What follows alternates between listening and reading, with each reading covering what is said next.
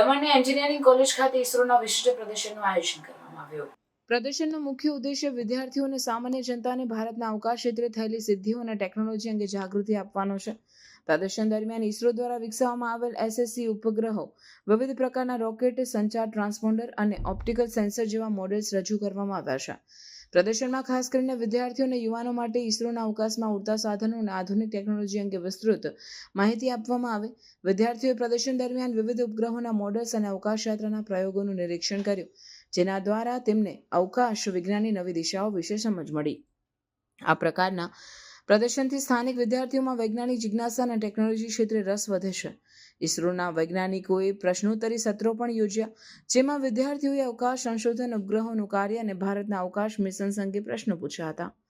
આવા કાર્યક્રમો વિદ્યાર્થીઓને પ્રેરણા આપે છે કે તેઓ પણ ભવિષ્યમાં વૈજ્ઞાનિક બનવા માટે પ્રયત્નશીલ રહે.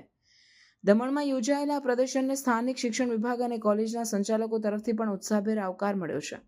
આવા કાર્યક્રમો દ્વારા દમણ અને આસપાસના વિસ્તારોના વિદ્યાર્થીઓને રાષ્ટ્રીય સ્તરે ચાલી રહેલા વૈજ્ઞાનિક વિકાસ સાથે જોડવાની તક મળે છે.